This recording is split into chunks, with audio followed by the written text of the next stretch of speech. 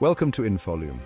In 1976, NASA's Viking landers touched down on Mars, conducting the first experiments to search for life. But what if I told you that they might have found it and accidentally killed it? One scientist believes this shocking theory could rewrite Mars exploration forever. Let's dive in. The Viking landers were trailblazers, equipped with experiments designed to detect microbial life in Mars soil. One of the most intriguing was the labeled release experiment. It added nutrients to Martian soil and measured the release of gases. To everyone's surprise, the results suggested biological activity. But here's the twist: no organic molecules were detected. NASA concluded Mars was lifeless. Fast forward to today, the mysteries of Mars continue to captivate scientists and enthusiasts alike.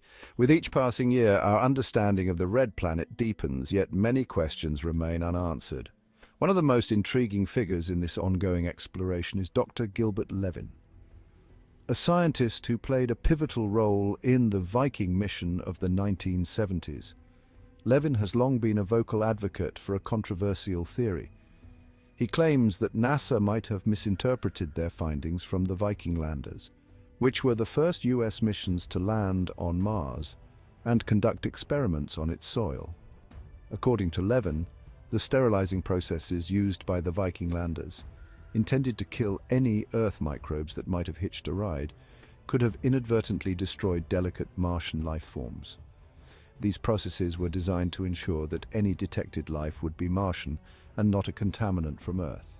However, Levin argues that this very precaution might have been too harsh, potentially obliterating the very life forms they were hoping to discover. Imagine, if you will, pouring bleach on a petri dish and then concluding that nothing was alive there. This, Levin suggests, is analogous to what might have happened on Mars. The Viking landers' experiments, which included adding nutrients to Martian soil samples and then looking for signs of metabolism, did show some positive results, but these were dismissed by NASA as non-biological chemical reactions. Levin points out that the Viking results were consistent with microbial metabolism. The data showed a release of gas that could be interpreted as a sign of life. Yet NASA dismissed these findings, attributing them to purely chemical reactions rather than biological ones. This dismissal has been a point of contention for decades, with Levin and others arguing that the possibility of life on Mars was prematurely ruled out. What if they were wrong? What if the Viking landers did, in fact, detect signs of life, but the evidence was overlooked or misinterpreted? This question continues to fuel debates and drive further exploration. As new missions to Mars are planned and executed, the legacy of the Viking experiments and Levin's controversial theory remain a crucial part of the conversation. The search for life on Mars is far from over, and each new discovery brings us one step closer to understanding the true nature of our neighboring planet. More recent missions have added significant weight to Levin's groundbreaking theory about life on Mars. These missions have provided a wealth of data that continues to intrigue and challenge our understanding of the red planet. The Curiosity rover, for instance, has found compelling evidence of organic molecules on Mars. These molecules are the building blocks of life as we know it, suggesting that Mars may have once harbored conditions suitable for life. Even more shocking are the seasonal methane spikes detected in the Martian atmosphere. These spikes suggest that something, possibly microbial life, might still be active today. The presence of methane is particularly intriguing because on Earth, a significant portion of methane is produced by living organisms. This raises a haunting question. Could these findings mean we inadvertently destroyed the very thing we were looking for back in 1976 with the Viking missions? The Viking landers conducted experiments that some believe may have been too harsh, potentially killing any microbial life present.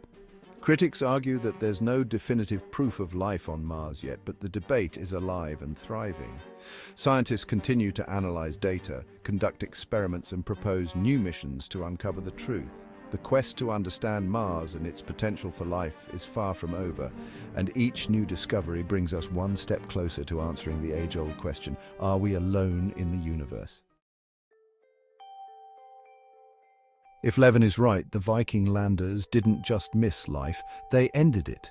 This raises profound questions that go beyond just the scientific community. How should we approach future Mars missions? Should we rethink our strategies and technologies to ensure we don't repeat the same mistakes? Can we ever be sure we haven't contaminated other worlds? The sterilization of space equipment is crucial, but is it enough? What protocols should be in place to prevent contamination? Did NASA's Viking landers accidentally kill Martian life, or was it just a misinterpretation of data? The instruments used back then were state-of-the-art, but technology has advanced significantly since the 1970s. With new tools and methods, could we reinterpret the old data? Or should we focus on new missions with more advanced technology to find definitive answers? Let me know in the comments below. Your thoughts and insights could be invaluable. Your insights could spark the next big discussion. Engaging in this dialogue is essential for the future of space exploration. What ethical considerations should we keep in mind? How do we balance the quest for knowledge with the responsibility to protect other worlds? As we plan for future missions, these questions become even more critical. The answers we seek could redefine our understanding of life in the universe and our place within it. The possibility of life on Mars, even microbial, challenges our perceptions and pushes the boundaries of science. It's a thrilling yet daunting prospect. Join the conversation and be part of this exciting journey. Together we can explore the unknown and perhaps one day answer the big question, are we alone in the universe? If you enjoyed this video, don't forget to like, share and subscribe for more mind-blowing stories from science and space exploration. See you next time on Infolume.